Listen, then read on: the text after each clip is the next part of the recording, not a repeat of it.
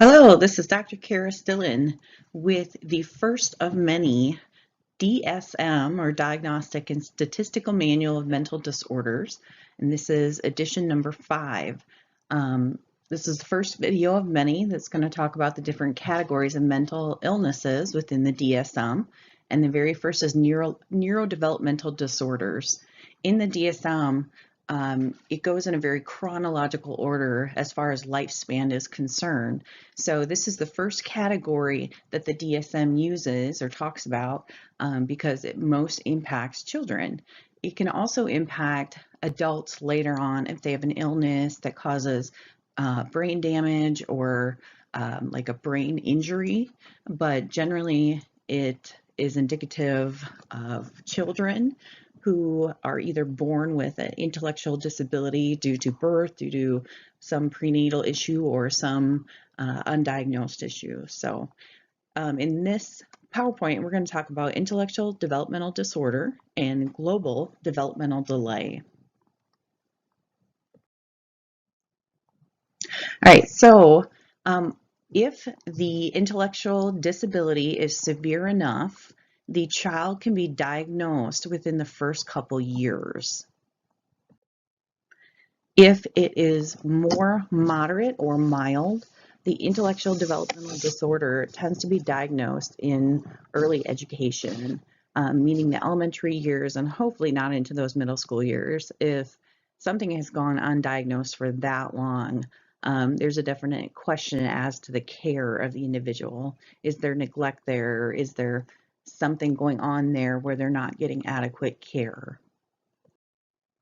Okay, so there's two big components to this intellectual developmental disorder. First, a licensed professional, generally a clinical psychologist, will test, or a school psychologist will test. They'll use a standardized intelligence test to look at different facets of reasoning, logic, problem solving, experiential learning.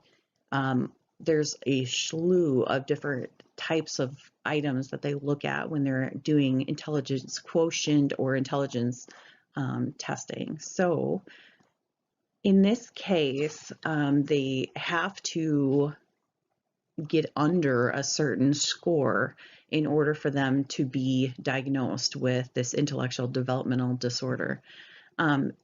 That's not the only issue, though, when they're going to diagnose. There's one more factor that has to be present in order for them to be diagnosed with this.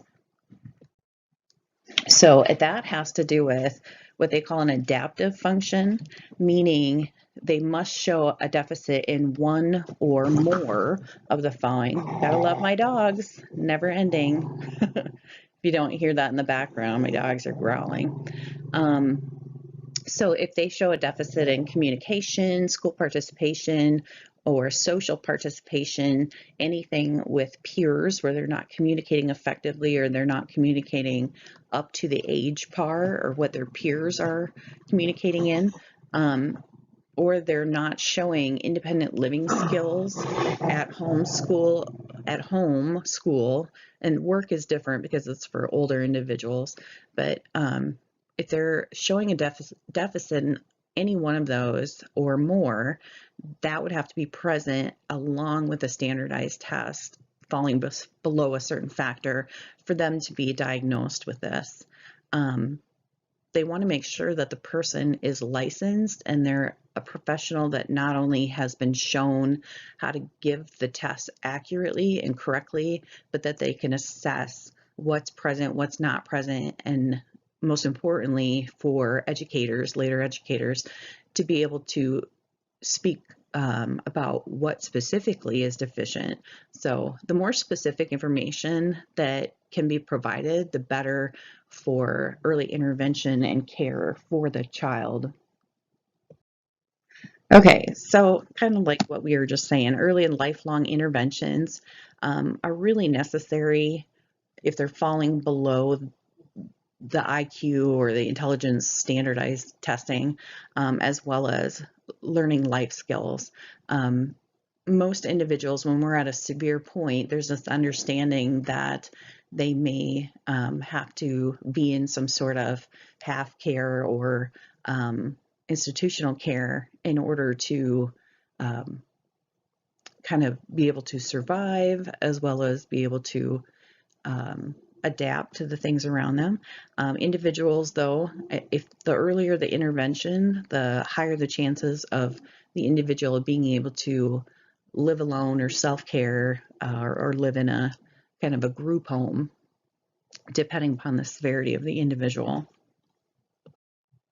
Okay, one thing that the DSM talks highly about and really wants individuals to understand, yes, there is a comorbidity, meaning there's often diagnoses that come along together, but they want to make sure that people understand that an intellectual developmental disorder doesn't necessarily mean that it's going to be an individual with Down syndrome or autism or a lot of those disorders that tend to coincide with intellectual disability.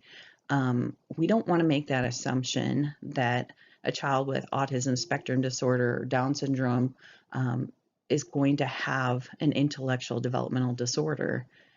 They could be, totally in a different category than that. So they wanted to make sure that we understood that as a society, that we shouldn't be assuming certain self-care skills and certain intellectual deficiencies if they're not present. Okay, so one thing too, and I thought this was really neat with the DSM, is they talked about the vulnerabilities of certain mental illnesses and populations. And this was very intriguing that they discussed this type of disorder. These individuals are more apt. They use the term naive, and they did it in a kind of educational manner. They're not saying it in a negative manner, but individuals that have this tend to follow the lead of others. And so sometimes they can get into some trouble if somebody is trying to push them in a way or make them do something that doesn't follow a social norm or is not okay, or, they can be vulnerable to that. They're also more apt to become victims of sexual and or physical abuse. Sometimes people will pull them along into a crime, for a lot of different purposes. And unfortunately, many individuals with intellectual developmental disorder will confess to crimes that they never committed. They can be kind of easily persuaded or pushed into saying something or doing something that they really didn't have any intention of doing. They're also more apt to commit suicide due to factors that we still don't fully understand. So a suicidal assessment or an assessment of cognitive self-reflective feelings is really important at this stage. We need to constantly be checking in with this population to make sure that they're feeling confident and that their self-esteem is high and that they're not falling into some of those more destructive self-talk patterns. So, all right. And then, so the other portion of this intellectual delayed intellectual disabilities that they're describing, I'm not really saying it too well. The second of these is called global developmental delay.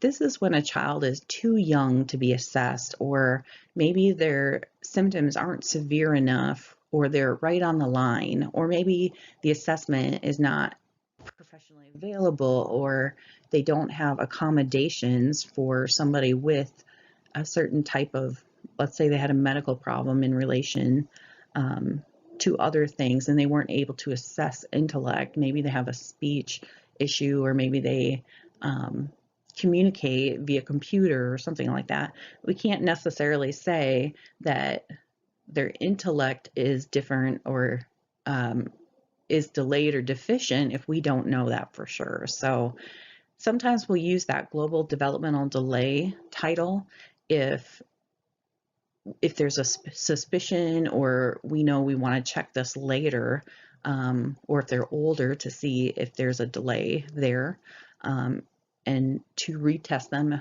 as soon as possible, depending upon if they come of a certain age, or maybe they found the accommodation for the test. But they'll use this, I think, as a way of kind of professionally documenting, and then being able to communicate with the parents and get in there again and test them again until kind of something is better understood. All right. Well, I hope you enjoyed this. I know these aren't always the most fun topics in the world, but they're so important and they're so imperative, especially the vulnerabilities of that population.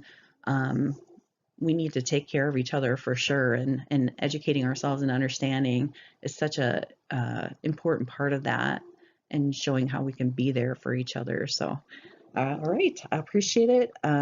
Subscribe to my videos if you can, and hit the like button, and I will be back with more mental illness videos according to the DSM.